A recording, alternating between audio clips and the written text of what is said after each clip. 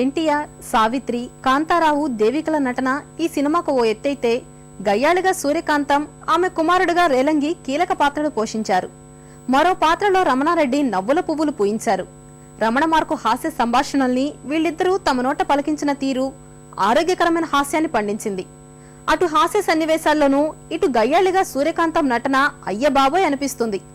అయినా సూర్యకాంతం నటన గురించి చెప్పడం కొండను అద్దంలో చూపించడమే కదా.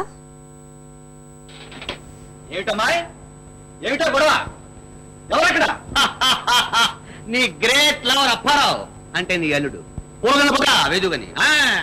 ఎవడ్రాది? నేనే నోయ్ సింగనేను, నేనే అప్పారావుని. బయటికి రండి మాంగారు. వస్తున్నా తెస్తున్నాను రా. పూలమాల పొడుగ్గా ఉంది. కమాన్ మాంగారు కమాన్, ఇవాళ మన తడక చూపిస్తా నీకు. ఈ కొరడాలు గిరడలు మన దగ్గర ఏం పని చేయు. సింగనదం మామా.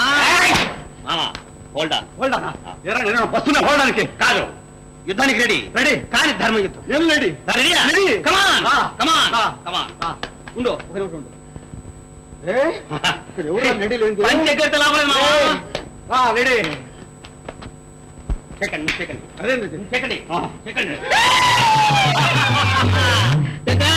జై Jalandhar Subrahmanyam. Come on ready ready ready. 1 1 1 2. అబ్బా ఉంగరంగా మన కాత అవుతుంది. అమ్మా మంట మంగళ మీ కోడను ఏం చేయలేదు తెలుసా? ఏం చేయలే?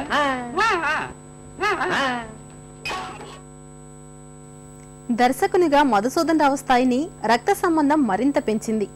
తమిళ చిత్రాన్ని మరిపించే విధంగా తెలుగు అనువాదాన్ని తీసి దర్శకునిగా తన ప్రతిభా సామర్థ్యాలు మరోసారి నిరూపించుకున్నారు. పరిశ్రమలో ప్రేమ కథలతో వరుస విజయాలు నమోదవుతున్న తరుణంలో ఎన్టీఆర్, సావిత్రి లాంటి తారల్ని అన్నా చెల్లెళ్లుగా చూపిస్తూ విషాదాంతం తెరకెక్కించడం సాహసమే. దీన్ని విజయంగా నిలబెట్టడమే కాక అన్నా చెల్లెళ్ల కథా చిత్రాలకు ఓ ట్రెండ్ సెట్టర్ గా నిలవడం మధుసూదన్ రావు ప్రతిభకు చక్కని నిదర్శనం.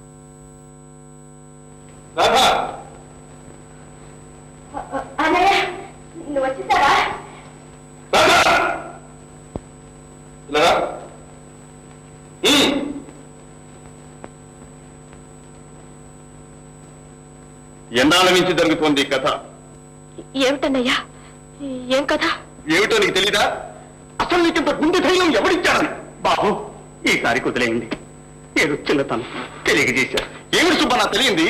తనకి కారు డ్రైవింగ్ సరిగ్గా రాదని తెలీదా? కూడా ఒక డ్రైవర్ ఉండాలని తెలీదా? ఇలా ఒంటరిగా వెళ్ళి ఏదన్నా ప్రమాదం జరిగితే నేను అసలు బ్రతికలేనని తెలీదా సుబ్బన్న?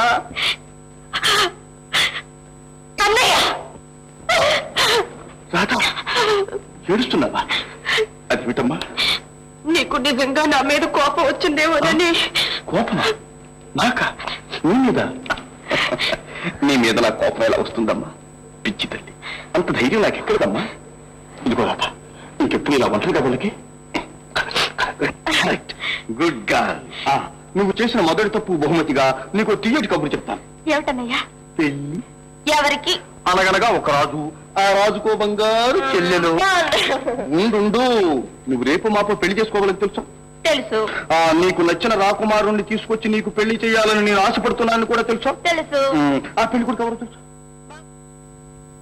మానవ బంధాలన్నీ ఆర్థిక సంబంధాలైపోతున్న ఈ రోజుల్లో ఎప్పుడో 50 ఏళ్ల క్రితం వచ్చిన రక్త సంబంధం ఇప్పటికీ కన్నీరు పెట్టిస్తుంది. అన్నా చెల్లెళ్ల ఆత్మీయత, ఎడబాటులో వాళ్లు అనుభవించిన మానసిక వేదన, పగిలిన గుండెతో చేసిన పరామర్శలు ఈ చిత్రంలో అద్భుతంగా ఆవిష్కృతమయ్యాయి.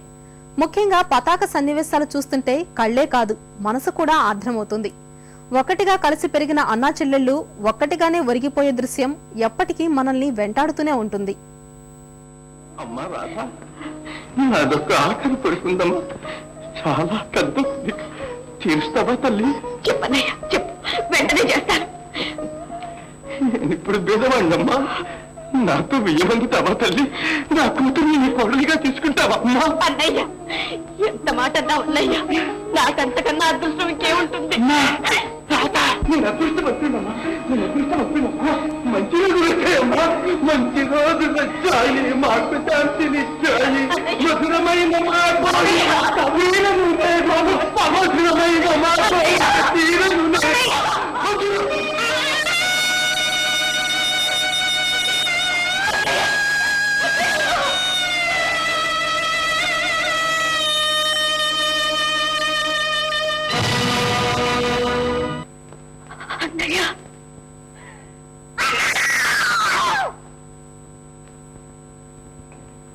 రాజు రాజు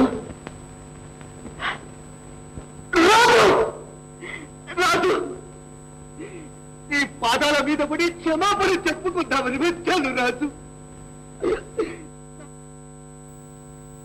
రక్త సంబంధం విడుదలకు 4 మాసాల ముందే గుండమ్మ కథ ప్రేక్షకుల ముందుకు వచ్చింది. అందులో జంటగా నటించిన ఎన్టీఆర్, సావిత్రి వెంటనే అన్నా చెల్లెళ్లుగా మరో విజయాన్ని అందుకున్నారంటే దానికి కారణం వాళ్ళిద్దరి నటనే. గ్లామర్ హీరో అయిన ఎన్టీఆర్ తో చాలా రోజుల తర్వాత విషాదాంతాన్ని చేయించిన చిత్రంగా రక్త సంబంధం పేరు సంపాదించుకుంది. అప్పట్లో ఈ సినిమా 11 కేంద్రాల్లో శతదినోత్సవం జరుపుకుంది. 50 ఏళ్లు దాటినా ప్రేక్షకుల మనసుల్లో చోటు సంపాదించుకుంది.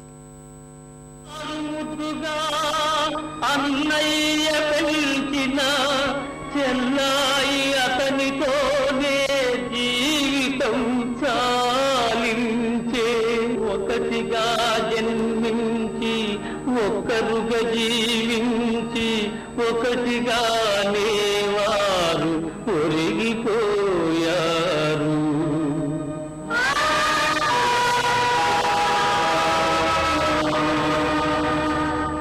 అన్న చెల్లెళ్ళ ఆత్మలే అవనిలో సూర్య చంద్రులుగా వెలుగొందులే, సుఖ